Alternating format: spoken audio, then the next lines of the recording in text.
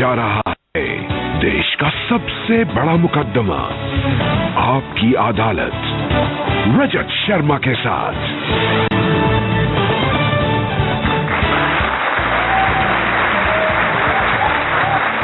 नमस्कार, आपकी अदालत में आपका स्वागत है। पिछले दिनों आप में से बहुत सारे लोगों ने मेल पर, फेसबुक पर, ट्विटर के जरिए, व्हाट्सएप के जरिए, एसएमएस के जरिए मुझे मैसेज भेजे एक ऐसे शख्स को आपकी अदालत में बुलाने के लिए जिसके बारे में कुछ लोग कहते हैं कि वो जब जबान खोलते हैं आग उगलते हैं, कुछ लोग कहते हैं हमारे दिल की बात कहते हैं। Please welcome all India MIM के प्रेसिडेंट असदुद्दीन ओवैसी।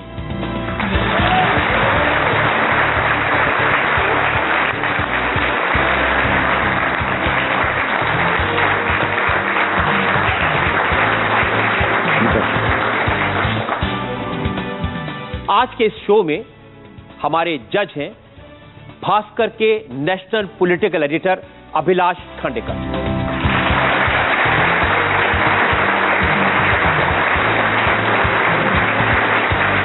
और आपकी अदालत में आज का ये इंटरेस्टिंग मुकदमा शुरू करें इससे पहले आज के जज अभिलाष खांडेकर की इजाजत चाहेंगे आज की कार्रवाई शुरू करने के लिए। कार्रवाई की इजाजत दी जाती है। और इससे पहले कि इल्जामात और सवालात का सिलसिला शुरू हो, हम इल्जाम लगाएं ओवैसी साहब पर, एक नजर डालेंगे असदुद्दीन ओवैसी के पॉलिटिकल करियर पर।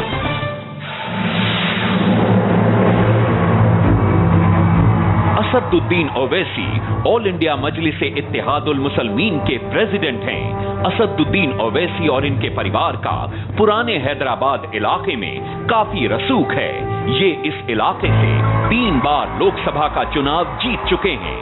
असदुद्दीन ओवैसी के फादर सलाउद्दीन ओवैसी इसी कॉन्स्टिट्यूएंसी से 6 बार लगातार चुनाव जीते थे। असदुद्दीन ओवैसी पुराने हैदराबाद से 2 बार MLA भी रह चुके हैं। लंदन से लॉ ग्रेजुएट असदुद्दीन ओवैसी एक असरदार स्पीकर हैं। ये अपने बयानों की वजह से सुर्खियों में बने रहते हैं। असदुद्दीन ओवैसी माइनॉरिटीज के लिए engineering, medicine, management, physiotherapy, pharmacy, nursing और आर्किटेक्चर के 10 कॉलेज चलाते हैं। इनके 2 हॉस्पिटल भी हैं। लंदन से लॉ ग्रेजुएट असदुद्दीन ओवैसी आपकी अदालत में अपनी पैरवी खुद करेंगे। तो मुकदमा शुरू होता है आपकी अदालत में। पहला इल्जाम असदुद्दीन ओवैसी पर।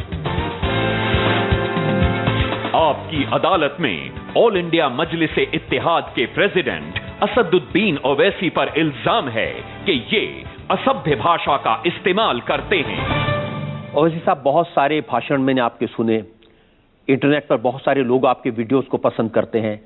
आप जो भाषा बोलते हैं बहुत स्वीट, अच्छी भाषा आप बोलते हैं। जैसे 31 मई 2014 को एक बड़े आदमी के बारे में आपने कहा वो कुत्ता है, उसकी नस्ल कुत्ती, सब कुत्ते। वो जो पब्लिक मीटिंग थी हमारी, उसमें उसके उसी दिन बेंगलुरु में 6 लोगों को पकड़ा गया था, जिसमें से 2 पर गोली मारी गई थी जो हैदराबाद को आ रहे थे, और उनका टारगेट पुलिस ने बताया कि शायद वो मुझे या हमारे किसी MLA को। तो उस पस मंजर में वो बात कही गई। मगर ये जो उसको कट एंड पेस्ट जॉब किया गया, एक ज़ेम TV कुछ वेबसाइट है पाकिस्तान का, उसी के जरिए मुझे मालूम हुआ। ये तो बताइए किसके बारे में कह रहे थे आप? नहीं सर, अब जिसके बारे में कहना था उनके बारे में उनको मालूम होगा। अब वो बात हो गई, अब उसको नया क्यों फिर शुरू किया जाए? क्योंकि जिन्होंने कहा था कि टायर के नीचे को आ जाए, तो सर अब इस तरह की बातें हो जाती हैं। अच्छा, आप ऐसा करते हैं कि पब्लिक के लिए और अदालत के लिए मैं एविडेंस के तौर पर वो वीडियो सुनवा देता हूं। जरूर जरूर जरूर। और फिर पता चलेगा कि आपने क्या कहा था और कितनी मीठी भाषा का आप इस्तेमाल करते हैं। जरूर।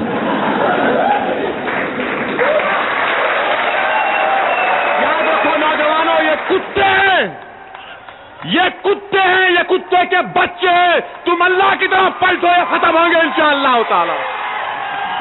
जो हमको कुत्ते का बच्चा बोल रहा था, वो कुत्ता, उसकी नस्ल कुत्ते, सब कुत्ते।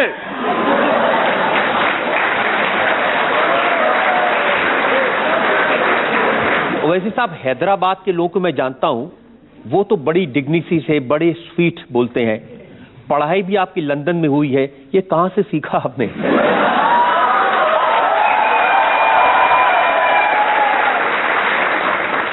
ये हमने सीखा उन लोगों की बातें सुन सुनकर जो 50 साल से ये समझ रहे थे कि हम गूंगे हैं। हमने उनसे सीखा जो इन्होंने कहा था कि इस धरती को समताल होना पड़ेगा, 5 दिसंबर को कहा गया था। हमने उनको देख देख कर बोलना शुरू किया जिन्होंने कहा था कि एक धक्का और दो। हमने उनको देख देख कर अपनी ज़बान खोलने में मजबूर हो गए जिन्होंने कहा था महाराष्ट्र के एक बहुत बड़े लीडर है कि मुसलमान लड्डे हैं। हमने उन लोगों को सुना जिन्होंने कहा था कि हम रिलीफ कैंप इसलिए चलाएं ताकि आपका प्रोडक्शन सेंटर बढ़े। हमने उन लोगों को सुना जिन्होंने कहा था कि कोई टायर के नीचे अगर कोई कुत्ते का बच्चा आ जाए तो सर बताना ये है कि हम यही चाह रहे हैं कि एक उसूल बन जाए पूरे मुल्क में कि कोई भी इस तरह की बात ना करे। मैं यकीनन आप जो आपने ये बात देखिए, मैं आपने जरा मेरी बात को मुकम्मल मेरी भी बात सुन लीजिए। आपने ये बात 31 मई 2014 को कही जब मुल्क नरेंद्र मोदी को देश का प्रधानमंत्री इलेक्ट कर चुका था। देश के प्रधानमंत्री के बारे में ऐसी भाषा इस्तेमाल करना अच्छी बात है? सर, जमहूरियत में अगर कोई मुल्क का वज़ीर आज़म बनने जा रहा है, क्या उनके लिए बात ज़ेबा देता कि वो ये कहें कि जो टायर के नीचे आ जाए वो कुत्ते का बच्चा? क्या ये इनके लिए ज़ेब देता जो हिंदुस्तान के वज़ीर आज़म बने थे अटल बिहारी वाजपेयी? हम दुआ करते हैं कि अल्लाह को सेहत दे कि इस धरती को समताल होना पड़ेगा। क्या इनके लिए ज़ेब देता जिन्होंने कहा था कि एक धक्का और दो, और वो खुद हिंदुस्तान के होम मिनिस्टर और मिनिस्टर्स बन गए? तो ये चीज़ है कि आपकी बात सही है कि इस तरह की ज़बान का इस्तेमाल नहीं होना चाहिए, मगर थाली तो 2 हाथ से बजती है, 1 हाथ से नहीं रोक सकती। तो इसीलिए हम चाहेंगे कि दूसरी तरफ से भी, हर तरफ से भी। लेकिन ये सिर्फ ऐसा नहीं है कि आपने नरेंद्र मोदी साहब के बारे में कहा हो, मुलायम सिंह यादव, उनकी भी बहुत सेवा की आपने। वो भी दिखा दीजिए। मैं उसकी बानगी भी अदालत में पेश कर देता हूं। आपने कहा ये मौलाना नहीं, आरएसएस की चड्डी पहने हुए मुलायम है।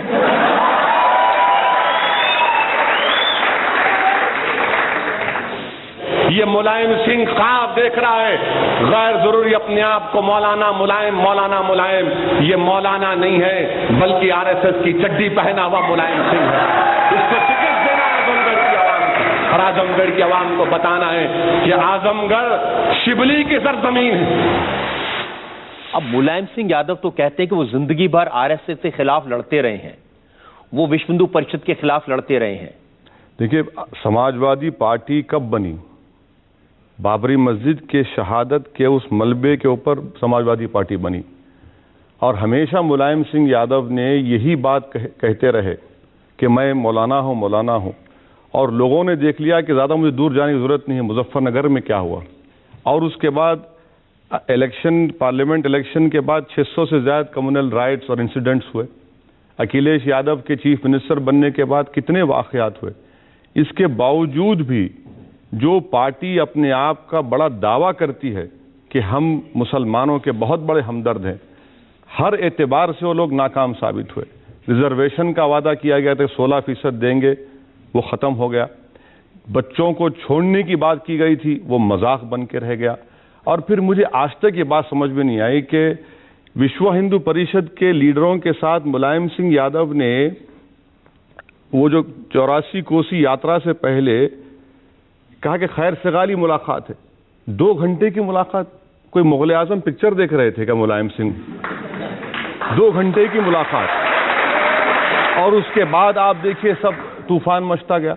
तो ये असली चेहरा है मुलायम सिंह का, और इसको बेनिकाब करना मैं समझता हूं कि मेरा फर्ज है कि लोगों को बताऊं। और आखिरी बात सर, आजमगढ़ में मुझे 1-1.5 साल से जाने नहीं दिया जाता। मैं पार्लियामेंट में खड़े होकर अपनी बात को बोल सकता हूं, मगर मुलायम सिंह क्योंकि वहां के एमपी हैं, परमिशन देकर हमको कैंसिल कर दिया जाता है। 4 मरतबा हो गया आजमगढ़ में। आप आग लगा देंगे आजमगढ़ में जाएंगे तो? नहीं सर, अगर मैं आग लगाता हूं, अगर मैं आग लगाता हूं या फिर मुलायम सिंह को मैं नीचे गिराता हूं, ये तो वक्त तय करेगा।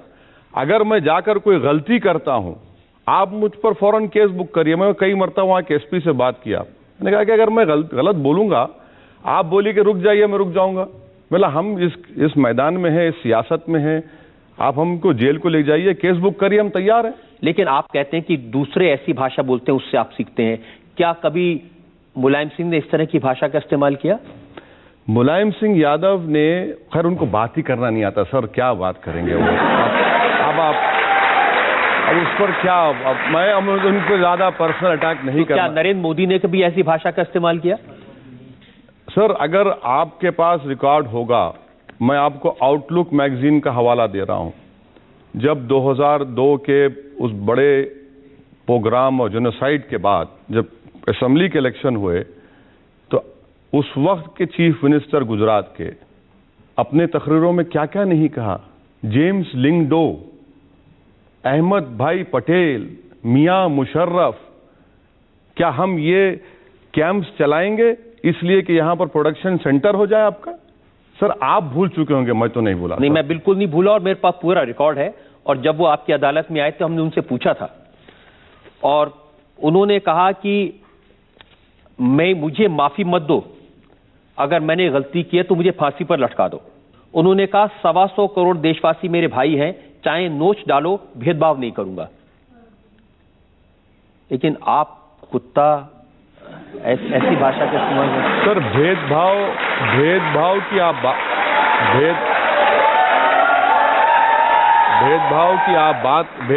आप बात कर रहे हैं। मुझे एक बात मुझे बता दीजिए, क्या हिंदुस्तान का वजीर आजम पार्लियामेंट में खड़े होकर प्रेसिडेंट एड्रेस के डिबेट में ये जुमला जेब देता है उनको कि 1200 साल की गुलामी?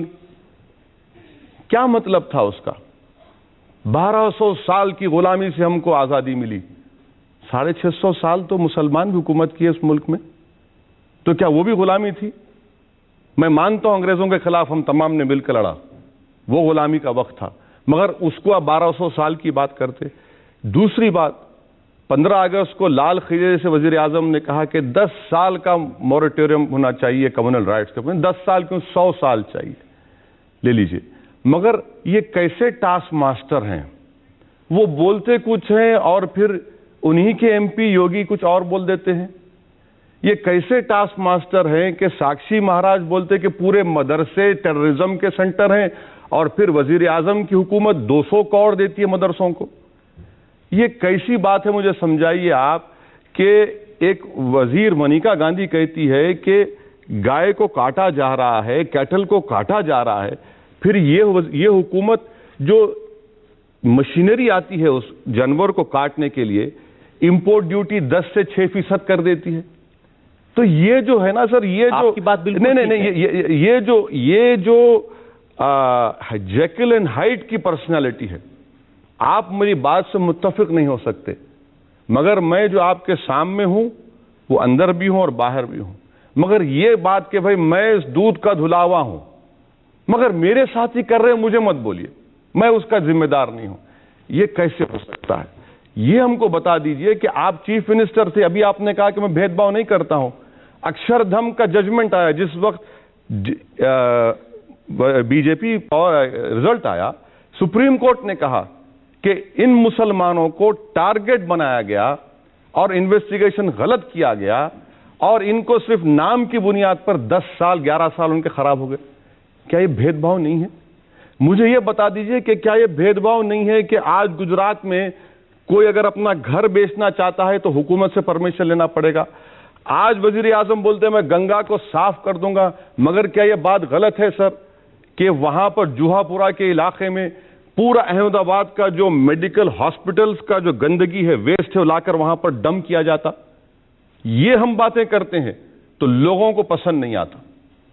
आपकी सारी बातें ठीक है, नहीं ठीक नहीं, सही है गलत है बता दीजिए। आपको सारी बातें कहने का हक है और बहुत सारी बातें लोग गलत करते हैं, कहने का हक है, लेकिन कुत्ता कहना, ये मुझे समझ नहीं आया। नहीं सर,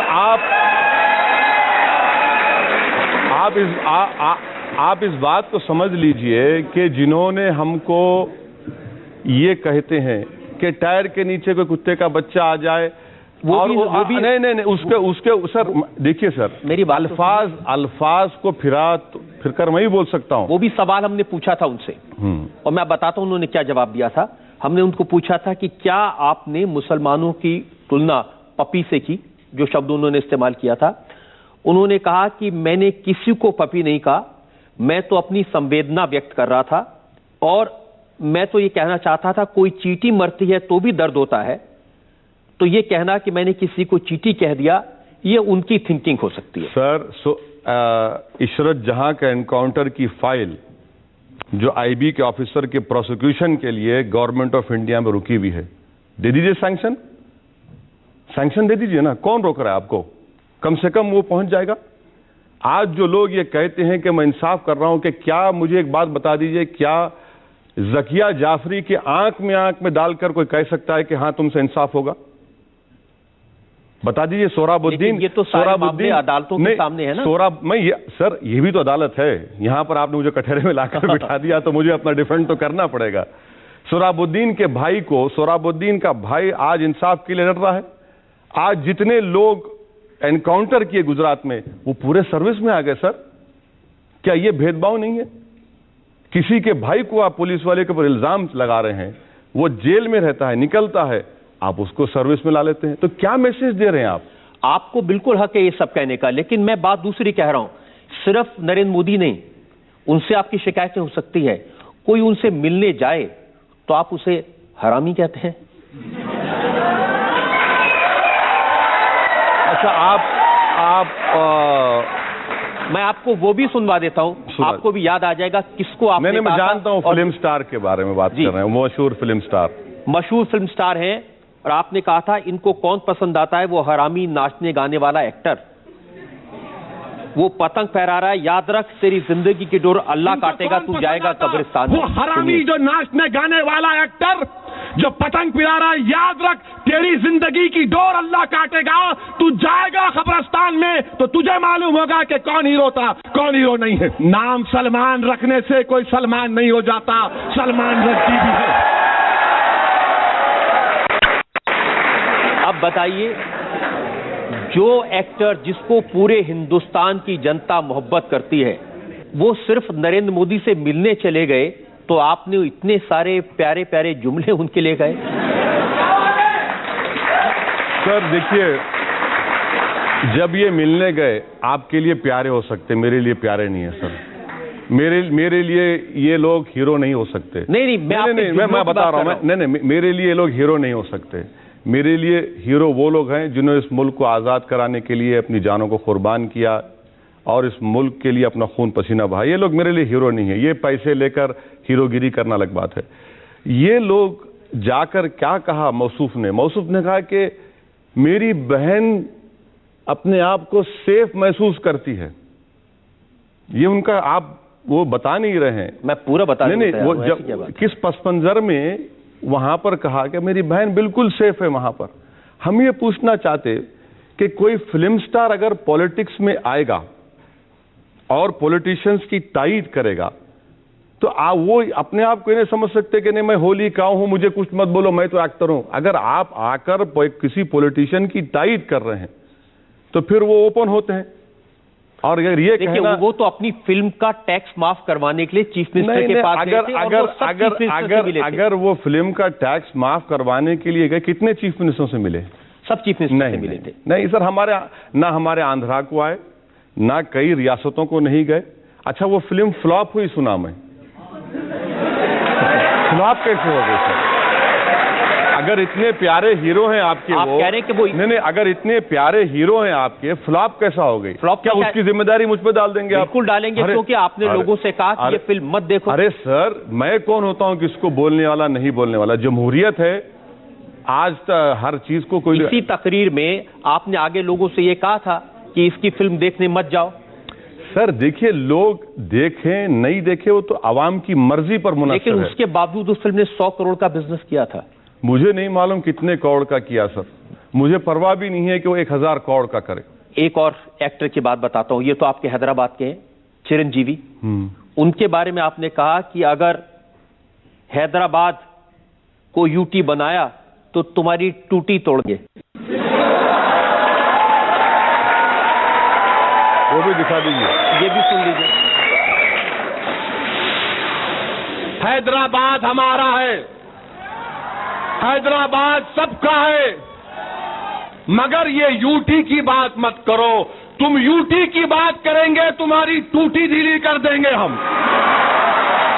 ये परमानेंट कैपिटल की बात मत करो चिरंजीवी, परमानेंट कैपिटल यूटी की बात मत करो। तुम बच्चे हो अभी, तुम शूटिंग करते करते कूद के वहां चले गए।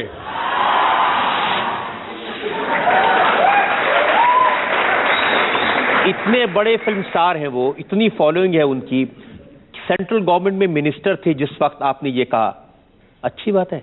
देखिए, हैदराबाद के ताल्लुक से चिरंजीवी का जो मौक़िफ़ था, जिंदगी हैदराबाद में गुजारी, प्रॉपर्टीज हैदराबाद में खरीदी और नेक काम भी किए। वो ब्लड बैंक भी चलाते, थोड़ा बहुत काम भी कर दे, मगर बात ये कह रहे कि नहीं हैदराबाद को यूनियन टेरिटरी बना दो। मैं उनसे पार्लियामेंट में एक नहीं 4 मरतबा मिलकर बोला कि देखिए, हैदराबाद का तेलंगाना से ज्योग्राफिकल कंटिग्यूटी है, आंध्रा से नहीं है, ये मत करिए। तो उल्टा मुझे समझाने लगे, नहीं, आप हैदराबाद ले लीजिए, आप वहां पर असेंबली बना देंगे, आप पावर में आ जाएंगे। मतलब भैया, ये हमको इससे शौक नहीं है। ज्योग्राफिकल कंटिग्यूटी जो है वो हैदराबाद की तेलंगाना से, और हिस्टोरिकली ज्योग्राफिकल एरिया है। तो ये बड़ी कोशिश कर रहे थे कि रूलिंग पार्टी में थे कांग्रेस में कि नहीं तेलंगाना दे दीजिए और हैदराबाद को यूटी बना दीजिए। ये हमने कहा कैसे होगा, ये कई मरतबा जाकर उनको समझाए। तो आप टूटी तोड़ देंगे? टूटी तोड़े नहीं ना सर, टूटी नहीं तोड़े सर, कहाँ तोड़े, हम तोड़ने वाले नहीं है सर, हम तो मजलूम लोग हैं। आप मजलूम लोग हैं? जी सर। आपके अभी इतने सारे मैंने वर्ड सुनाए, कुत्ता, हरामी, जलील, टूटी। बिल्कुल सर, मजलूम है, क्या कर सकते हैं हम लोग। थोड़ा सा कभी कभी झुक के भी बात कर लिया कीजिए। नहीं सर, झुकना मुझसे नहीं होता सर, झुकना नहीं होता। मैं सिर्फ अल्लाह के आगे झुकने वाला हूं, और अगर आप मेरा दिल जीत लेंगे, अगर आप मेरा दिल जीत लेंगे तो यकीनन मैं सब चीज कुर्बान करने तैयार हूं आप पे। आप झुकने की बात क्यों कर रहे हैं? एक शायर ने कहा कि झुकता वही है जिसमें जान होती है, अकड़ तो मुर्दों की पहचान होती है।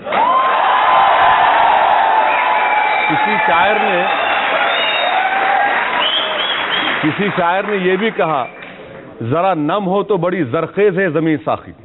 तो नम होने की जरूरत है, आप नम होइए, आप नम होइए, आप इनकिसारी का मुजाहरा करिए। आप हमको हिंदुस्तान में किराएदार मत समझिए, हम इस मुल्क के बाइज्जत शहरी हैं। आप हमको ये मत समझिए कि तू वहां पर ठहर, हम यहां पर ठहरेंगे। ये मिजाज नहीं चलने वाला है, ये मिजाज नहीं चलने वाला। इस मुल्क का मिजाज तो ये है कि वो शायद कहता है कि... नहीं, मुल्क की बात नहीं कर रहा हूं मैं। मेरा झगड़ा मुल्क से नहीं है, मेरा झगड़ा रजत शर्मा से हो सकता है, मेरा झगड़ा नरेंद्र मोदी से हो सकता है। क्यों झगड़ा होगा? नहीं, मैं मिसाल के तौर पर अभी की बात कर रहे हैं, क्योंकि आपने मुझे कटहरे में खड़ा कर दिया और आप प्रोसिक्यूटर हैं, तो जाहिर है आप और हम बहस कर रहे हैं। तो बहस की बुनियाद पर मैं एक कह रहा हूं, मगर मुल्क से कोई झगड़ा कभी नहीं हो सकता, ना कभी होगा इंशाअल्लाह ताला। ये मुल्क हमारा था, है और रहेगा इंशाअल्लाह ताला। हम ये कह रहे हैं कि जो मुल्क में जो इख्तिदार पर बैठने वाले हैं वो ये ना समझें कि मेरे मुकद्दर के फैसले वो करेंगे और मेरे मालिक हैं। नहीं, वो मेरे मालिक नहीं है, इख्तिदार उनको जरूर मिला है, वो सबको एक इंसाफ की नजर से देखें। लेकिन ये आप मानते हैं कि इस मुल्क में सब लोगों को मिलकर रहना चाहिए? सर, मैं तो फिर आपसे कह रहा हूं ना कि इस दुनिया में ये वाहिद मुल्क है, दुनिया में कोई ऐसा मुल्क नहीं है जहां पर इतने मजहब के मानने वाले, इतनी तहजीब, इतने त्योहार, इतनी जबानें, दुनिया में कौन सा मुल्क ऐसा है। तो मेरा झगड़ा मुल्क से कभी नहीं था, ना रहेगा इंशाअल्लाह ताला। आप मानते हैं कि एक शायर ने कहा, ए चांद तू किस मजहब का है, ईद भी तेरी और करवा चौथ भी तेरी। ये हमारा मुल्क है। बिल्कुल सर, क्यों आप ईद और करवा चौथ की बात करें? क्या यहां पर क्रिसमस नहीं मनाया जाता? क्या यहां पर ट्राइबल लोग अपनी ईद नहीं मनाते? क्या यहाँ पर सिख लोग अपनी त्योहार नहीं मनाते? यही तो कह रहा हूं ना, यहाँ पर कितने त्योहार, कितने मजहब हैं। ये इस मुल्क की डाइवर्सिटी उसकी ताकत है, इस मुल्क की रूह इसका प्लुरलिज्म और इथॉस है। और अगर कोई इस प्लुरलिज्म इथॉस को खत्म करने की बात करेगा तो आप बताइए फिर क्या होगा इस मुल्क का? आप क्या करेंगे अगर कोई इस तरह के इथॉस को खत्म करने की बात करेगा? उसके साथ आप क्या करेंगे? सर, आप किस तरफ इशारा लेकर जा रहे हैं, मैं उसके आता हूं उसकी तरफ। तो मैं आपके सवाल का प्रीजज जवाब दे देता हूं। मैं जरा एक ब्रेक मुझे लेना है, वक्त हो गया। एक ब्रेक के लिए हम रुकेंगे और ब्रेक के बाद हम असदुद्दीन ओवैसी साहब से पूछेंगे उन लोगों के बारे में जो इस देश में लोगों को बांटने की कोशिश कर रहे हैं। आपकी अदालत में इल्जाम और सवालात का एक और दौर। एक ब्रेक के बाद आपके छोटे भाई अकबरुद्दीन ओवैसी साहब, वो लोग कहते हैं ना, बड़े मियां तो बड़े मियां, छोटे मियां सुभान अल्लाह। वो कहते हैं कि 15 मिनट के लिए पुलिस हटा ली जाए, 25 करोड़ मुसलमान ये 100 करोड़ आबादी को ठीक कर देंगे। सर, ये अब आप इसमें भी मुझे जिम्मेदार बना देंगे क्या?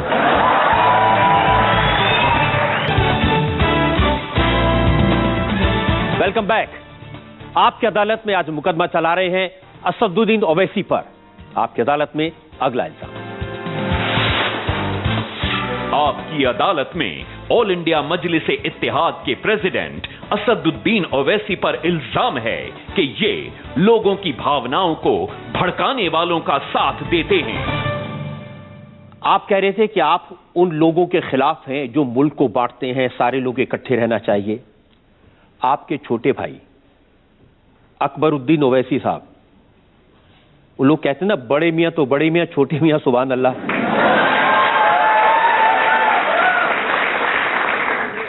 वो कहते हैं कि 15 मिनट के लिए पुलिस हटा ली जाए, 25 करोड़ मुसलमान ये 100 करोड़ आबादी को ठीक कर देंगे। सुनवाऊं वो भी एविडेंस आपको? नहीं, वो तो आप सुनवाई दीजिए, देख लेंगे। हाँ, अच्छा लगेगा आपको? सुनिए। हिंदुस्तान, हम 25 करोड़ है ना, तुम 100 करोड़ है ना, तुम तो हमारे से इतने ज्यादा है। 15 मिनट के लिए पुलिस को हटा लो, बता देंगे किसमें हिम्मत है, कौन सा।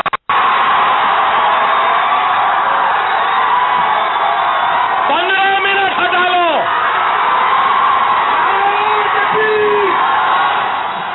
22 दिसंबर आदिलाबाद की स्पीच है, ये देश को जोड़ने की बात है। अब क्या करेंगे इनके बारे में आप? मैं जिस वक्त ये कंट्रोवर्सी इरप्ट हुई, उस वक्त कई टीवी चैनल मुझसे बात किए, बशमूल आपके भी लोग बात किए थे।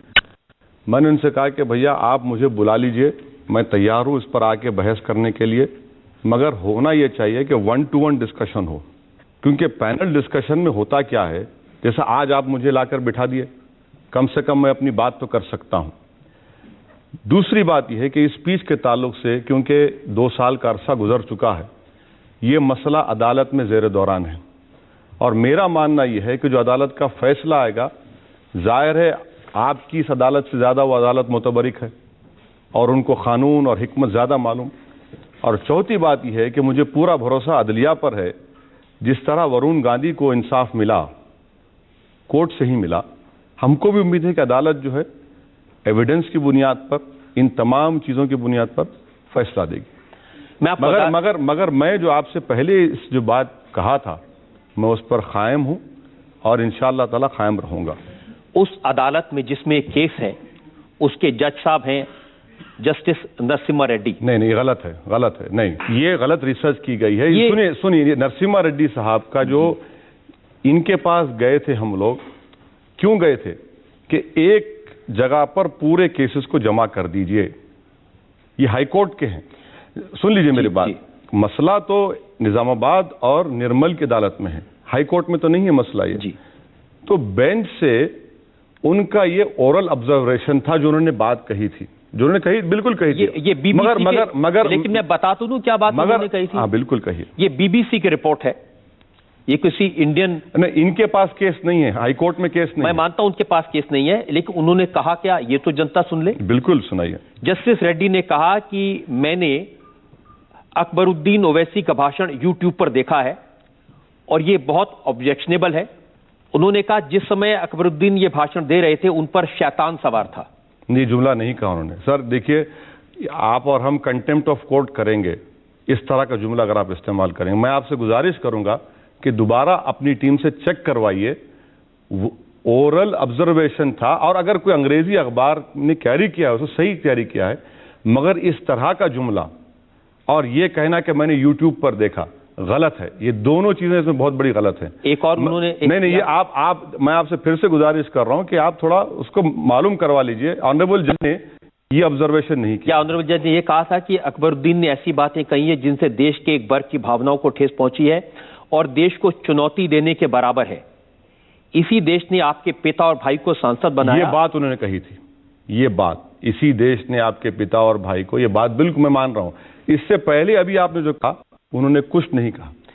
ये तो मैं बीबीसी की रिपोर्ट कोट कर रहा हूं, आप कहेंगे तो हम इसको दोबारा चेक करेंगे, लेकिन ये तो उन्होंने कहा था कि इस देश ने आपके पिता और भाई को एमपी बनाया और वो खुद एमएलए हैं। इस तरह की बातें कहना ये जिम्मेदारी की हरकत है? सर अगर वो फैसला देते हैं, कोर्ट का जो फैसला आएगा उसको मानना मुझे ही पड़ेगा, सबको मानना पड़ेगा। इंतजार करते हैं कोर्ट के फैसले का, इंतजार करते हैं क्या फैसला आता है कोर्ट का। काफी वक्त हो गया, मामला तो पेंडिंग है, पुलिस ने तो अभी चार्जशीट भी फाइल नहीं की है। सर ये अब आप इसमें भी मुझे जिम्मेदार बना देंगे क्या? ये तो हद होगी, इसका जिम्मेदार तो मैं नहीं। आपका खौफ तो होगा? नहीं सर, हमारा देखिए एक बात अच्छा है, ये सबके सामने बात हो जाए। हर वक्त परवीन टोगाडिया ने क्या क्या नहीं कहा। कभी परवीन टोगाडिया को जेल क्या है मालूम? योगी आदित्यनाथ को जेल क्या है कभी मालूम? कभी ये लोग जेल को गए? कभी साक्षी महाराज जेल को गए? साक्षी महाराज तो काफी वक्त जेल में नहीं, वो अलग किस्सों में गए, अलग, अब उस पर तबसरा आप बाद में कर सकते। मगर आप जब बात कर रहे so called alleged hate speech की, हमको ये बात समझ में नहीं आती कि अकबरुद्दीन ओवैसी पर जब एक केस बुक हुआ, वो लंदन से वापस आए, भागे नहीं, वापस आए, सरेंडर किया, 2 महीने उनको जेल में रहना पड़ा और 2 महीने के बाद उनको बेल हुई। हम ये पूछना चाहते हैं भाई ये केस चल रहा है, आप सही करें, परवीन टोगाडिया के ऊपर महाराष्ट्र और हर रियासत में कई केसेस है, गिरफ्तार करने से क्यों डरते भैया? योगी आदित्यनाथ को पकड़ने से क्यों डरते आप क्यों गिरफ्तार नहीं किए महाराष्ट्र के बहुत? सर आप ये मुझे बता दीजिए कि गिरफ्तार इनको क्यों नहीं करते आप जब 153A, 295A, 120B ये सब कानून है, क्या इसका इतलाक सिर्फ हम पर ही होगा? अब ये मैं अकबरुद्दीन साहब की बात इसलिए कर रहा हूं क्योंकि उन्होंने ये कोई वन ऑफ नहीं था, कोई एक बार उन्होंने कह दिया हो। और भी मेरे पास उदाहरण है। सन 2011 में कुरनूल में एक रैली में उन्होंने एक एमएलए को काफिर कहा, फॉर्मर प्राइम मिनिस्टर नसीम मराव को कातिल, दरिंदा, बेईमान, धोखेबाज, चोर कहा। जो शख्स बाबरी मस्जिद की हिफाजत करने में नाकाम हुआ और बाबरी मस्जिद की शहादत सिर्फ मुसलमानों के लिए गम का मसला नहीं, ये तो मुल्क के फाउंडेशंस को कमजोर कर दिया, ये मुल्क के फाउंडेशंस को कमजोर कर दिया। ये गुंडा राज की बेहतरीन मिसाल है। और मैं अपनी पार्लियामेंट में कहा, आपसे भी कह रहा हूं, हिंदुस्तान में 3 बड़े वाकयात हुए, एक महात्मा गांधी का कत्ल, एक बाबरी मस्जिद की शहादत और तीसरे गुजरात में कत्लेआम और चौथे दिल्ली की सड़कों पर सिखों का उनका कत्लेआम। ये 4 ऐसे वाकयात हैं जिससे मुल्क कमजोर हुआ। क्या आप इसको बात को नहीं मानते? बिल्कुल ठीक है। तो फिर ये वजीर आजम जो वजीर आजम रहने के बावजूद भी उस बाबरी मस्जिद को आप ना माने, मुतनाज़ा बोले कुछ, मगर हिफाजत करना तो मरकजी हुकूमत की जिम्मेदारी थी। सुप्रीम कोर्ट को कमिटमेंट दिया गया था। इसीलिए हम नरसिम्हा राव को जिम्मेदार समझते हैं। इसीलिए हमने ना सिर्फ ये कहा बल्कि हमने ये भी कहा कि इनको भारत रत्न से अवार्ड मत दिया जाए।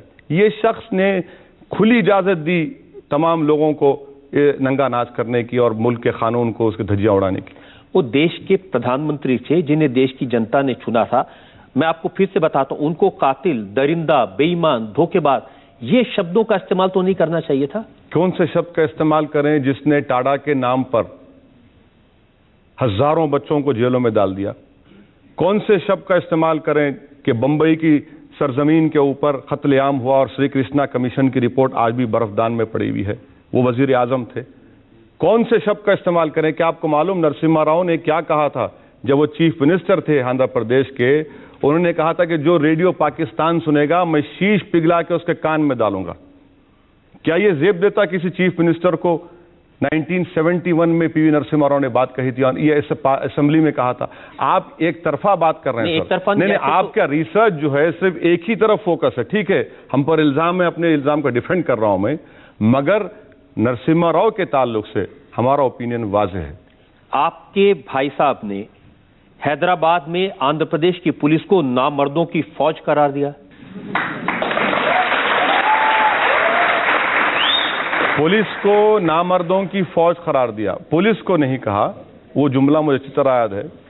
वहां पर किसी एक बच्ची की अस्मत रेजी की गई थी, गुंडे गैम्बलिंग का सेंटर चला रहे थे, तमाम बुराइयों का एक मरकज एक इलाका बन चुका था। और अगर पुलिस नहीं करेगी और अगर हम जाकर करते हैं तो बोलेंगे आप अपने हाथ में कानून ले लिए। ये चीजें हैं। इसका सर आप बैकग्राउंड भी थोड़ा देख लीजिए। जुमले आपको अच्छे नहीं लगते होंगे, हो सकता है कि मैं यहां बैठकर जस्टिफाई भी नहीं कर सकता हूं, मगर उसका पस मंजर भी है। सिर्फ जुमले नहीं, जब भी वो आपके भाई साहब जबान खोलते हैं, नरेंद्र मोदी के बारे में आप भी बोलते हैं और वो भी बोलते हैं। वो कह रहे हैं कि लोग बोल रहे हैं मोदी वजीर आजम बन जाएगा। काय का मोदी, कहां का मोदी? आजा हैदराबाद एक मर्तबा बता देंगे। आए ना, वो हैदराबाद आए, एक नहीं 2 मर्तबा आए हमारे खिलाफ इलेक्शन में। तो बता दिया आपने? नहीं, हाँ, हम जीत गए।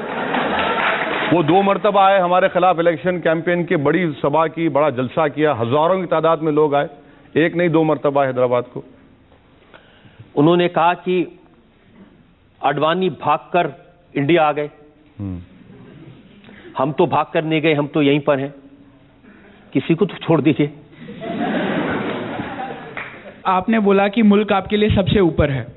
फिर जब आपके भाई ने वो बयान दिया था कि 15 मिनट में पुलिस हटा दो तो हम हिंदुओं को दिखा देंगे कौन ज्यादा पावरफुल है, आपको नहीं लगता बड़े होने के नाते आपको वहां कुछ बोलना चाहिए था या आपको उन्हें समझाना चाहिए था? मैं इसीलिए तो आपसे अर्ज कर रहा हूं, वहां पे अगर कोई सांप्रदायिक हिंसा हुई होती सर, मेरे तो उसके लिए कौन रिस्पॉन्सिबल होता? मेरे भाई, इसीलिए तो मैं आपसे कह रहा हूं कि कोर्ट का जो फैसला आएगा इंतजार करिए।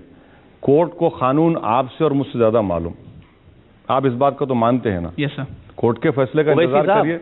वो कोर्ट की बात नहीं कह रहे, बड़े भाई होने के नाते कान खींचना चाहिए था, ऐसा क्यों बोल रहे हो? सर मैं तो आपसे कह रहा हूं ना कि मेरी नजर में इंसाफ का जो पैमाना है वो अदालत करेगी फैसला। या तो उन्होंने कहा वो सही था या नहीं था आपकी नजर में? अब अगर रजत शर्मा मुझे उस वक्त बुला लेते, मगर आप बुलाए नहीं हमको, आप कटहरे में आप बुला रहे हैं 2 साल के बाद। अब जनता ने कहा कि बुलाओ भाई, बहुत हो गया। अरे जनता ने उस वक्त भी कहा था आपको, जनता ने उस वक्त भी कहा था आपको। आप लोग तो वन साइड स्टोरी चला दिए पूरा।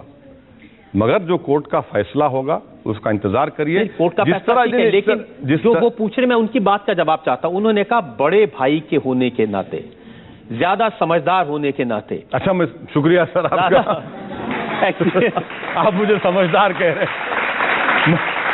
तो उस समझदार बड़े भाई से और ज्यादा एक्सपीरियंस भाई से पूछ रहा हूं कि क्या छोटे भाई ने जो बयान दिया था, आप सहमत हैं उससे कि उन्होंने? नहीं सर, इसमें अब इतना वफ़ा गुजर जाने के बाद ये सवाल मैं समझता हूं कि इनफ्रक्चुअस है, क्योंकि अब कोर्ट सवाल नहीं, अब इस पर तबसरा करना एक मैटर सब जुडिस है। अदालत फैसला करेगी, इंतजार करिए ना सर। मैं तो भाई का दिल क्या कहता है ये पूछना चाहता हूं। भाई का दिल क्या कहता है वो घर की बात मैं अवाम में क्यों करूंगा?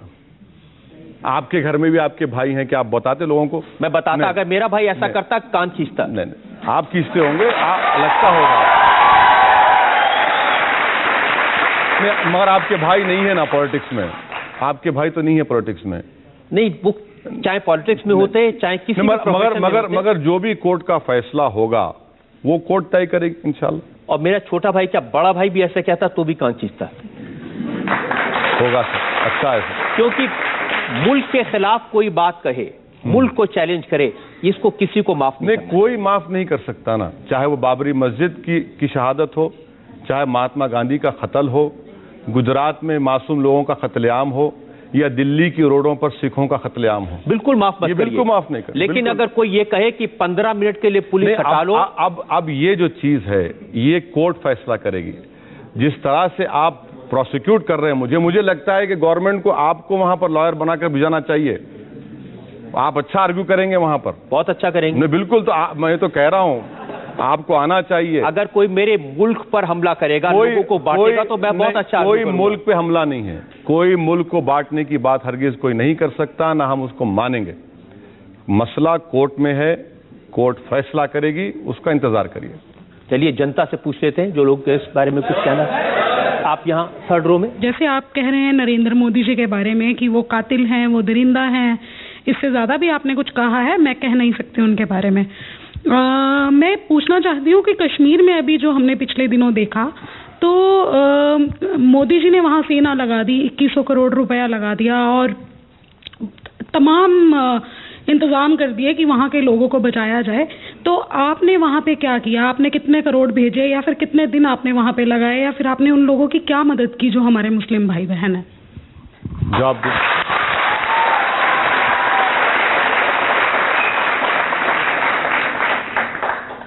रजत शर्मा साहब वो वीडियो नहीं दिखा रहे जहां पर उत्तराखंड में मैंने 1.5 करोड़ की इमदाद की। उत्तराखंड में हमारे लोग डॉक्टर्स की टीम गए, मेडिसिन लेकर गए, दवाएं सामान लेकर गए। सब दिखाने की जिम्मेदारी मेरी है, आपकी भी कुछ है? कठेरे में तो आया हूं ना, कठेरे में तो उन्होंने मैं जवाब दे रहा हूं। मैं जवाब दे रहा हूं ना। आप मुझे मुकम्मल करने इतनी बेसब्री मत करिए सर, आप मुझसे उम्र में बड़े हैं, थोड़ा सब्र करिए। तो उत्तराखंड में हमने ऐसा किया। दूसरी बात यह है कि कश्मीर के लिए मैंने 50 लाख के वाटर प्यूरिफायर्स का ऑर्डर किया है। स्पेशल वाटर प्यूरिफायर्स होते हैं, क्योंकि अगर आप वो नॉर्मल वाटर प्यूरिफायर्स लगाएंगे तो उसमें कंजाल आता है और पानी साफ नहीं आता। 50 लाख के हमने वाटर प्यूरिफायर्स दे रहे हैं और 50 लाख के इंशाल्लाह दवाएं लेकर हम भिजाएंगे। तीसरी बात जो आपने वजीर आजम ने किया, अच्छा किया वजीर आजम ने, बहुत अच्छा किया। वो मुल्क के वजीर आजम हैं और कश्मीर हमारे मुल्क का अटूट हिस्सा है और कश्मीरी हिंदुस्तान के शहरी हैं और उनकी बराबर हमको मदद करनी चाहिए। बल्कि कश्मीर को अच्छी तरीके से अब तो रेस्क्यू रिलीफ के बाद रिहेबिलिटेशन होना चाहिए और अच्छा कि हम उसकी तारीफ करते हैं, उसमें कौन सी बुरी बात। चलिए आपकी तारीफ करनी चाहिए, कम से कम किसी बात में तो आपको नरेंद्र मोदी की तारीफ की आपने? नहीं, तारीफ नहीं की सर, तारीफ नहीं, अभी तो नहीं, तारीफ नहीं की। ये उनकी ड्यूटी है। आज वो वजीर आजम है, हमने उनकी मुखालिफत की, और इंडिया के प्राइम मिनिस्टर हैं, उससे कोई इनकार नहीं कर सकता। और इंडिया के प्राइम मिनिस्टर जब है तो पूरे मुल्क के शहरी उनके लिए बराबर होने चाहिए। अच्छा किया उन्होंने कश्मीर में किया, और भी करने की जरूरत है। ये तारीफ नहीं है? तारीफ नहीं है। आप इसको तारीफ देखते हैं तो मैं कुछ नहीं कर सकता। अभी एक खबर आई थी कि भारत में हैदराबाद में से 15 स्टूडेंट्स ISIS में भर्ती होने के लिए यहाँ से उन्होंने कोशिश की थी और वो पकड़े गए थे। तो वो भी हैदराबाद में हुआ था। और ISIS क्यों ज्वाइन करना चाहते हैं और आपका इसके बारे में क्या कहना है? नहीं, रजत शर्मा साहब तो के पास मेरे स्पीचेस का पूरा ज़ख़ीरा है, लाइब्रेरी है मेरी स्पीचेस की। मगर रजत शर्मा साहब के पास मेरे 4 स्पीचेस मिसिंग हैं जो मैंने रमज़ान में जलसे में किए थे मक्का मस्जिद में, जहाँ पर मैंने ओपनली कंडेम किया ISIS को, जहाँ पर मैंने उनसे मुतालबा किया कि हमारे जो हिंदुस्तानी उनके पास होस्टेज हैं उनको फ़ौरन रिहा किया जाए, जहाँ पर मैंने कहा कि वो लोग जो हरकत कर रहे हैं वो इससे इस्लाम का कोई ताल्लुक़ नहीं है। और चौथी बात यह है कि जो आखिरी मेरी पब्लिक स्पीच हुई वो आपके रिसर्च टीम ने जिसको मिस कर दिया, जिसमें मैंने उन बच्चों से मुखातिब होकर कहा, वो 4 बच्चे थे, 14 नहीं 4, उनसे कहा कि भैया अगर जिहाद करना है तो पार्लिमानी जमहूरियत में पॉलिटिक्स में आओ और संघ परिवार से मुल्क के सेकुलरिज्म के खिलाफ तोड़ने और मुकाबला करो। मुसलमानों में इल्म की कमी है, इलिटरेसी ज़्यादा है, उसके खिलाफ जिहाद करो। गरीबी है, उसके गरीबी के खात्मे के लिए जिहाद करो। ये स्पीच भी तो है, कभी ये भी तो रुख दिखा दीजिए। आपको मौका तो दे रहे हैं अपनी बात कहने का। बात तो कह दिया मैं, ये इनको मालूम नहीं ना, इनको मालूम नहीं, इसलिए कह रहा हूं अगर आप इतना सब जो पहले दिखाया था वो भी इनको मालूम नहीं था। आज बहुत कुछ बातें नहीं, ये मालूम था, नहीं ये मालूम था इनको, ये तो बात नहीं, ये तो बात मालूम थी, ये तो बात मालूम। चलिए बहुत सारी ऐसी बातें जो लोगों को नहीं मालूम है वो मैं आपको बताऊंगा। मुझे एक ब्रेक के रुकना है और ब्रेक के बाद आपकी अदालत में ओवैसी साहब पर इल्जामात और सवालात का एक और जो कोर्ट की जो कार्रवाई है, जो कोर्ट में हमारी जो स्ट्रेटजी है, अब हर चीज को तो आवाम में हम बयान नहीं कर सकते ना। आप इंतजार करिए। नहीं इंतजार नहीं, मैं सिर्फ इतना नहीं, ये एक सब्जुडिस मैटर है। कोई भगवान को गाली दे, आप कहीं स्ट्रेटेजी बना रहे हैं उसके लिए। Welcome back. आपकी अदालत में आज हमारे मेहमान हैं असदुद्दीन ओवैसी। आपकी अदालत में अगला आपकी अदालत में ऑल इंडिया मजलिसे इत्तेहाद के प्रेसिडेंट असदुद्दीन ओवैसी पर इल्जाम है कि ये समाज को बांटने का काम करते हैं। अब मैं फिर से आपको आपके छोटे भाई, आपकी पार्टी के लीडर एमएलए साहब, उनका बयान सुनाना चाहता हूं। वो कैसे हिंदू देवी देवताओं का मजाक उड़ाते हैं, सोसाइटी को डिवाइड करते हैं। भगवान राम का मजाक उड़ाया, उनकी मां कौशल्या का मजाक उड़ाया, कैसे आग लगाते हैं वो जरा देखिए आप। हरियाणा कौशल्यापुरम के लोग बोलते हैं कि कौशल्या वहां की थी। कौन कौशल्या? राम की मां, दशरथ की बीवी। और वहां के लोग बोलते कि कौशल्या हिंदू तहजीब के हिसाब से मैके को आई थी हरियाणा को कौशल्यापुरम में, और राम वहां पैदा हुए। 3 पुजारियां बोल रहे हैं अयोध्या में, यहाँ। अरे अडवाणी, वाजपेयी, उमा भारती, मोदी, बता आखिर राम की मां कहां गई, किधर जन्म दी?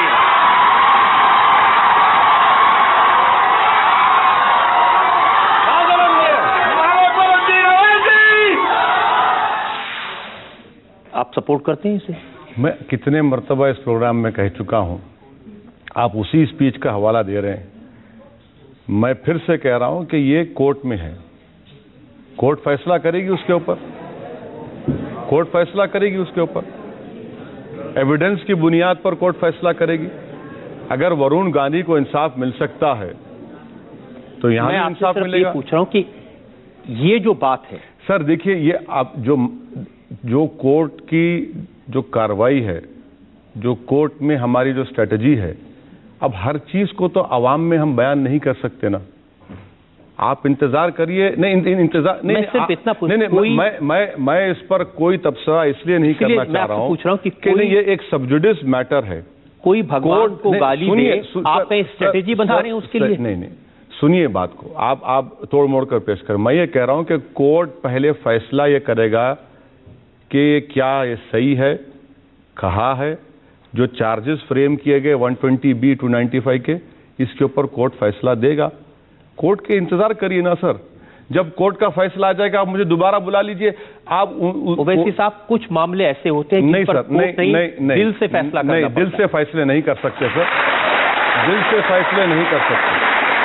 दिल से कोर्ट में जब एक मसला जेरे दौरान है, कोर्ट फैसला करेगा, और मुझे पूरा यकीन है कि कोर्ट को कानून आपसे ज्यादा, मुझसे ज्यादा मालूम, और कोर्ट एविडेंस की बुनियाद पर फैसला करेगा, तो उसका इंतजार करिए। जनता की भावना भी तो कुछ होती है, जनता कैसे आग लगाने की कोशिश करते हैं। मैं आपको एक और वीडियो दिखाता हूं, कैसे गाय को गौ माता कहने पर उनको आपत्ति है, कैसे मजाक उड़ा रहे हैं उसका, वो जरा सुन लीजिए।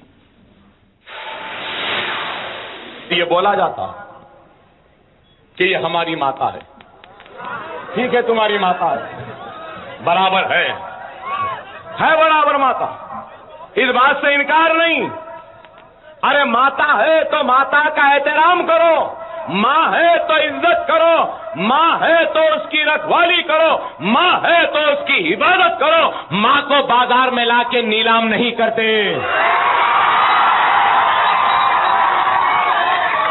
माता भी बोल रहे, मां भी बोल रहे, और बाजारों में लाकर बेच रहे हैं, बोली लगा रहे हैं। और जो हमने नहीं दिखाया, आगे उन्होंने ये भी कहा कि हिंदुओं से कहो कि वो गाय को मारकर उसका मांस खाएं, उनको भी उसका टेस्ट पता चलेगा। नहीं, ये बात मैं ये तो कह रहा हूं ना आपसे कि ये तमाम मसले का हल ये है कि ये स्पीच के ऊपर कोर्ट फैसला करेगी।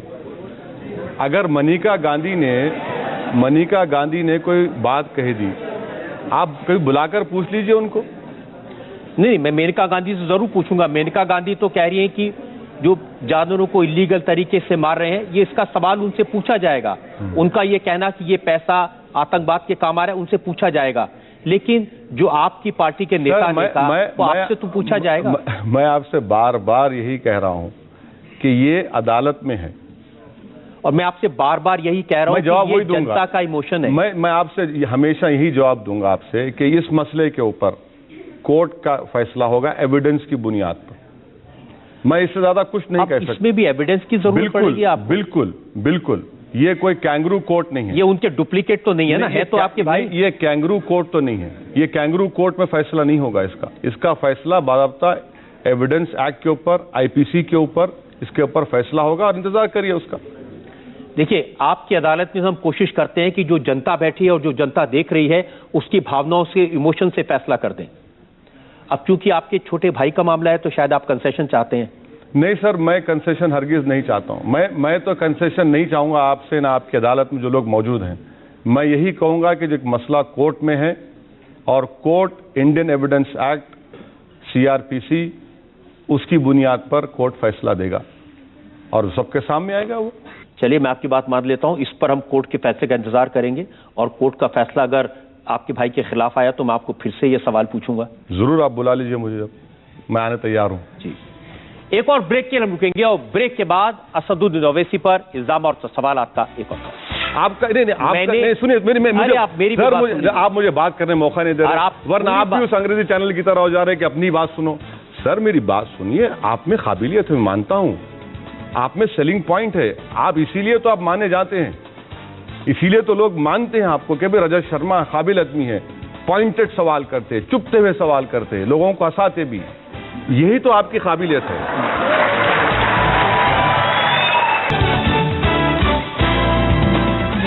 Welcome back. आपकी अदालत में आज मुकदमा चला रहे हैं असदुद्दीन ओवैसी पर। आपकी अदालत में अगला इल्जाम। आपकी अदालत में ऑल इंडिया मजलिस इत्तेहाद के प्रेसिडेंट असदुद्दीन ओवैसी पर इल्जाम है कि ये नफरत की सियासत करते हैं। महाराष्ट्र में इलेक्शन होने वाले हैं। मैंने आपका वो वीडियो देखा है जो आपने पब्लिसिटी के लिए बनाया है, जिसमें आपने कहा कि वो पूरी आवाज कह रही है कि लुट गया आवाम, पिट गया आवाम। ये गाना चलता है। मैंने नहीं बनाया, हमारे पार्टी की तरफ से उसमें लिखा है कि MIM का वीडियो। नहीं, हम हरगिज कोई वीडियो नहीं बनाए। देखिए सर, सोशल मीडिया पर थोड़े दिन पहले एक पैम्फलेट बनाया गया जिसमें मेरी तस्वीर डाल दी गई और लिखा गया कि हिंदुस्तान के मुसलमान, पाकिस्तान अगर हमला करेगा तो हम पाकिस्तान का साथ देंगे, और मेरी फोटो डाल दी। और कश्मीर में एक कश्मीर ऑब्जर्वर अखबार ने इसको चला दिया। मैं कोर्ट में गया, उनके खिलाफ, सामना अखबार के खिलाफ, और एक न्यूज़ पोर्टल है, कोर्ट से उनको चला गया है, वो उनको आना पड़ेगा हैदराबाद। क्रिमिनल डिफेमेशन मैंने फाइल किया है। मैंने वो पढ़ा, उन्होंने तो माफी मांग ली है। नहीं, माफी मांगने से तो नहीं होता ना सर। अब क्या करें? अब उनको आना पड़ेगा हैदराबाद, आकर हम उनकी मेहमान नवाजी करेंगे। कोर्ट में आएंगे वो, गलत मतलब मत लीजिए उसका, वो कोर्ट को आए वहां पर लड़े। क्योंकि मेहमान नवाजी से तो बहुत डर लगता है लोगों को। नहीं सर, मैं उनको बिरयानी तो नहीं खिला सकता ना हलीम खिला सकता हूं, और कोर्ट में तो हम पूछेंगे, कोर्ट में तो हम केस डाले हैं। लेकिन जो वीडियो मैंने देखा उसमें तो आप लिखते हैं और आप कह रहे हैं कि अब हम रोने वाले नहीं है, अब हम रुलाने वाले हैं, अब हम कांग्रेस को रुलाएंगे, अब हम एनसीपी को रुलाएंगे। हाँ सर, जरूरी है वहां पर, इसलिए जरूरी है रुलाना इनको वहां पर कितने साल से कांग्रेस की और राष्ट्रवादी कांग्रेस की हुकूमत है, 13% माइनॉरिटीज है, और जो बजट दिया जाता है 400 करोड़ रुपये। आंध्र प्रदेश, यूनाइटेड आंध्रा में 9% आबादी मुस्लिम्स की और बजट है 1050 करोड़ रुपये। वहां पर 10 साल में एक भी मुस्लिम MP जीत कर नहीं आता। आबादी 13% है, 280 की करीब असेंबली है। कितने ये लोग, मैं कम्युनल हूं, मान लीजिए कि दुनिया की तमाम बुराइयां मुझ में हैं, ये लोग तो दूध के धुले हैं। भाई जिताओ, लेकिन आप नहीं, दूध के धुलों के साथ सर मेरी बात मुकम्मल प्लीज। आप जब मुझे इल्जाम लगा रहे तो मुझे डिफेंड तो करने दीजिए। तीसरी बात यह है कि मालेगांव का बम ब्लास्ट, आप प्रोसिक्यूटर हैं, मुझे बताइए, क्या एक ऑफेंस के लिए 2 लोग जिम्मेदार हो सकते हैं? क्या साध्वी प्रज्ञा ठाकुर ने मालेगांव का बम ब्लास्ट किया या फिर मुसलमान बच्चों ने किया? महाराष्ट्र की ATS कहती है मुसलमानों ने किया। एनआईए कहती है कि प्रज्ञा ठाकुर कर्नल पुरोहित ने किया, बच्चों को बेल मिल जाती है कई सालों के बाद, ये लोग डिसाइड नहीं कर पाते। हिमायत बेग को फांसी की सजा हो गई, नया एविडेंस आया और ये बता दिया कि हिमायत बेग पूना से औरंगाबाद मोटरसाइकिल पर 3 घंटे में आता है। सर वो कौन सी मोटरसाइकिल है जो 3 घंटे में आप 300 किलोमीटर का सफर तय करें? और कोई टोल पर भी वीडियो कैमरास लगे, हिमायत बेग नजर नहीं आता। कितने बच्चे जेलों में हैं, कितने बच्चे अंडर ट्रायल्स हैं महाराष्ट्र की जेलों में? इसका जवाब तो इनको देना पड़ेगा ना सर। लेकिन आपने बहुत साल कांग्रेस का फायदा उठाया, नहीं, अब आप उन पर सवाल उठा रहे हैं। नहीं सर, देखिए जमहूरियत में फायदा नुकसान की बात मत करिए। अगर मैं ये कहूं रजत शर्मा ने किसी और टीवी चैनल में काम किया, फायदा उठाया, तो सही होगा बात ये।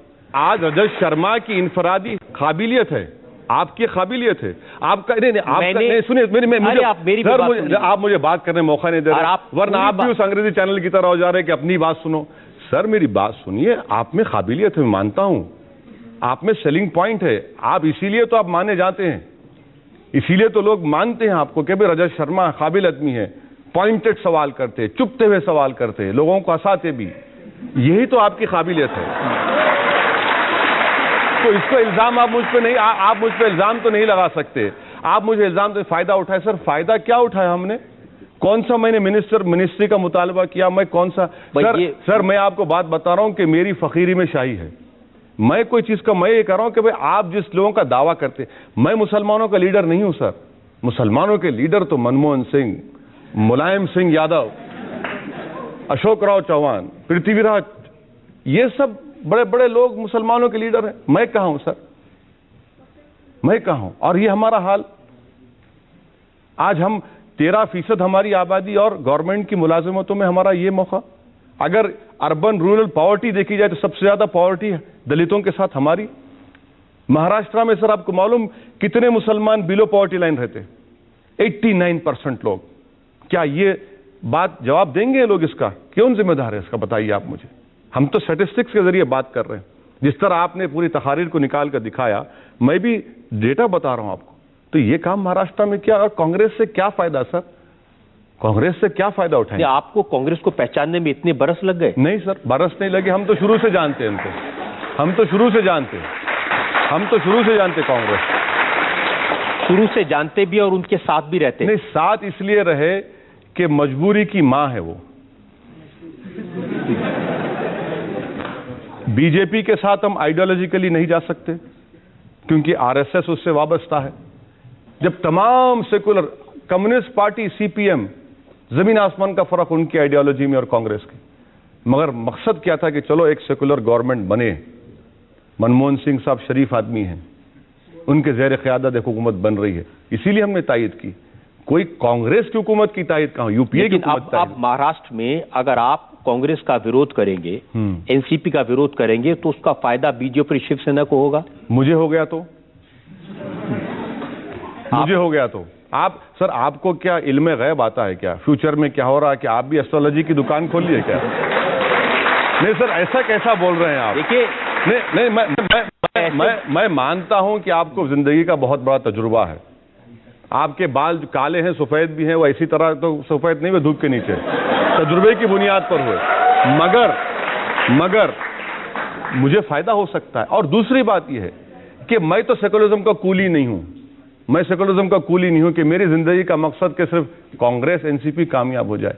मेरा मकसद यह है कि भाई इंसाफ हो, हिंदुस्तान की 13% जो अक़लियत है मुसलमान, उनसे इंसाफ हो। आपका मकसद यह है कि कांग्रेस भी हार जाए, शिवसेना हार जाए, बीजेपी हार जाए, बस ओवैसी साहब जीत जाए। बुरी बात क्या है? बुरी बात क्या है? अगर 60 साल के बाद अगर ऐसा होता है तो मैं समझूंगा अच्छी बात है। ये कब तक मैच फिक्सिंग चलेगा कांग्रेस का और ये बीजेपी शिवसेना का, कि या तू या मैं या तू, कब तक चलेगा सर? बदलना तो चाहिए ना। ये लोग कब तक ऐसा मैच फिक्सिंग करते रहेंगे? ये मैच फिक्सिंग है महाराष्ट्र में पूरा, कि हम उतर जाएंगे तो आप बैठ जाइए, हम बैठेंगे तो आप इंतजार करिए। हम ये बता रहे हैं कि भैया और भी कोई लोग हैं जो आपको एक्सपोज करेंगे। हम यकीनन बीजेपी शिवसेना की मुखालिफत करेंगे जरूर, और हो सकता है कि हमको कामयाबी मिले वहां पर। देखिए, आपको वोट मिलेंगे नहीं मिलेंगे ये तो मुझे उसकी सर देखिए जनता करेगी महाराष्ट्र। बिल्कुल सर, देखिए हो सकता है कि मैं मेरी जिंदगी में जो ख्वाब देख रहा हूं उस पर नाकाम हो जाऊं, मुझे उसकी परवाह नहीं है, मगर मैं जो उसूल और जो बातें कर रहा हूं उसको आवाम कबूल करती है तो बहुत अच्छा है। जमहूरियत की तो यही तो खूबी है। अब ये जमहूरियत में जो आवाम यहाँ बैठी है इनसे पूछते हैं ये लोग जो आपसे सवाल पूछना चाहते हैं। जी हाँ, भी आपने शुरू में आके कहा कि मुलायम सिंह चड्डी पहने हुए हैं, लेकिन ये अभी जो बीत गई ईद उसमें उन्होंने सारे मंदिर से लाउड स्पीकर उतरवाने का आदेश दे दिया। अभी विधानसभा में उनको ज्यादा सीट आई चुनावों में, तो सारा फायदा तो वो उठा रहे हैं। नतीजा जो आया है जी, तो बीजेपी हार गए उसमें, तो क्या आपको तकलीफ हो रही हार गई तो? नहीं, वो पूछ रहे हैं कि आपको खुशी हो रही है? नहीं, मुझे खुशी उस वक्त होगी। मेरा मानना यह है कि ये जो 100 दिन है, ये 100 दिन ये काफी नहीं है।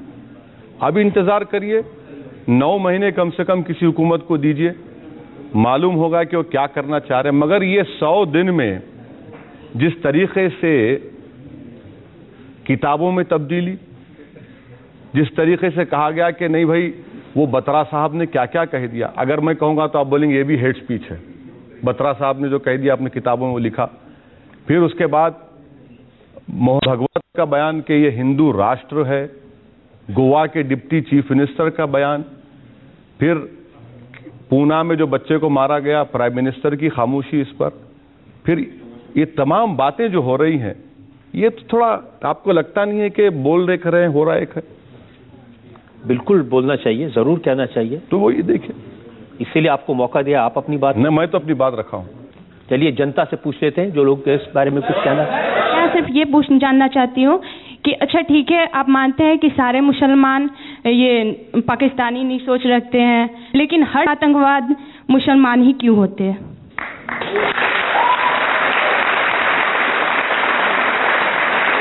महात्मा गांधी को जिसने मारा वो मुसलमान था क्या? इंदिरा गांधी को जिसने मारा वो मुसलमान था क्या? बाबरी मस्जिद को जिसने शहीद किया वो मुसलमान था क्या? सर ये एक मिनट, दिल्ली की सड़कों पर जो सिखों को गर्दनें काटी गई क्या वो मुसलमान थे? गुजरात के गली कूचों में जिन लोगों को मारा गया और जिनको बेघर किया गया क्या वो मुसलमान थे? मेरी बहन, मैं आपसे गुजारिश कर रहा हूं कि आप ऐसा मत सोचिए। सुनिए मेरी बात सुनिए।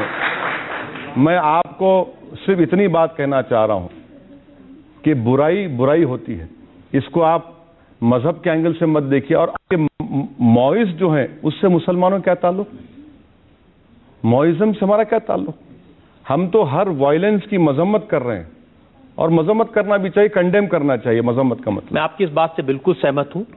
जो आतंकवादी है वो न हिंदू होता है न मुसलमान होता है, उसका कोई मजहब नहीं होता। आतंकवाद खुद एक मजहब बन गया आजकल, और वो सिर्फ इंसानियत के दुश्मन होते हैं जो मासूम लोगों को मानते हैं। और ये बहुत अच्छी बात आपने कही है। अब बहुत सारे इल्जाम मैंने आप पर लगाए, बहुत सारे सवाल आपसे पूछे, आपने अच्छी सफाई दी। हम एक ब्रेक के रुकेंगे और ब्रेक के बाद सुनेंगे आपकी अदालत में आज के जज अभिलाष खांडेकर का फैसला आज के मुकदमे। Welcome back. आपकी अदालत में आज ने मुकदमा चलाया असदुद्दीन ओवैसी पर। उनसे पूछा उनकी हेट स्पीचेस के बारे में, उनसे हमने पूछा उनकी सियासत के बारे में, उनसे पूछा हिंदू और मुसलमान में डिवाइड पैदा करने के इल्जामात के बारे में। अब वक्त है आपकी अदालत में आज के जज अभिलाष खांडेकर का फैसला। आज के फैसले में मैं ओवैसी साहब की प्रशंसा में कुछ शब्द जरूर कहूँगा, और वो लफ्ज़ ये हैं कि वे बहुत होशियार हैं। लंदन से वकालत सीख के आए हैं, लंदन से वकालत सीख के आए हैं, लेकिन भड़काऊ भाषण देने में वो बाज नहीं आते हैं। भारत में हिंदू मुसलमानों में लड़ाई दरार पैदा करने की लगातार कोशिश करते रहते हैं। भारत की संसद के वे सदस्य हैं, लेकिन अपनी भाषा को वे काफ़ी बार असंसदीय भाषा की ओर ले जाते हैं, जिससे कई बार समाज में टेंशन पैदा करते हैं। तो ओवैसी साहब ने 4 बड़े महत्वपूर्ण मुद्दे कहे पिछले कुछ सालों के। उन्होंने कहा कि गांधी की हत्या, बाबरी मस्जिद, गुजरात के दंगे, सिखों का कत्लेआम, ये बहुत ही महत्वपूर्ण, लेकिन न मतलब आलोचना करने योग्य घटनाएं हैं, लेकिन होशियार ओवैसी साहब ने बम्बई के बम विस्फोट और संसद के हमले के बारे में कुछ नहीं कहा। इससे पता लगता है कि वे किस तरीके की राजनीति करना चाहते हैं। मैं आज अपने जजमेंट में उनको ये बताना चाहता हूँ कि ऐसी भाषा का भविष्य में प्रयोग न करें और सख्त हिदायत के साथ उन्हें बाइज्जत बरी किया जाता है, लेकिन वे ध्यान रखें कि भारत के संविधान में सर्वधर्म समभाव है और यहाँ की नागरिकता भारतीय है और उसी की इज्जत करना हमारा कर्तव्य है। वही ओवैसी साहब का भी कर्तव्य होना चाहिए।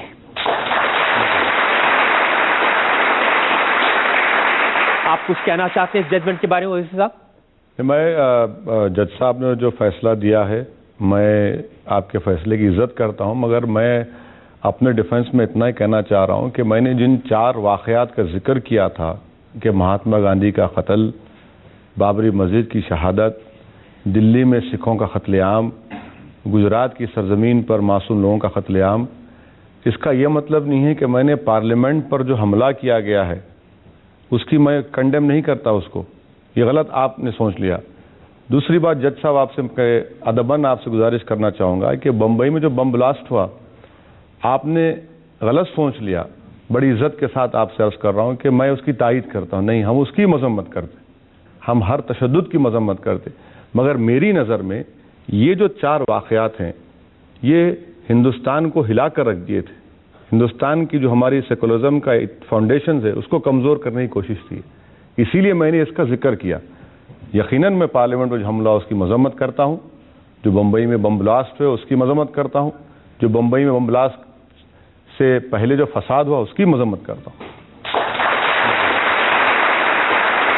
इस उम्मीद के साथ, इस यकीन के साथ ओवैसी साहब जो इतने अच्छे भाषण देते हैं, अपनी स्पीचेस का इस्तेमाल लोगों में एकता लाने के लिए करेंगे, हिंदू और मुसलमान को साथ लाने के लिए करेंगे और देश की भलाई के लिए करेंगे। आज का मुकदमा यही खत्म करते हैं।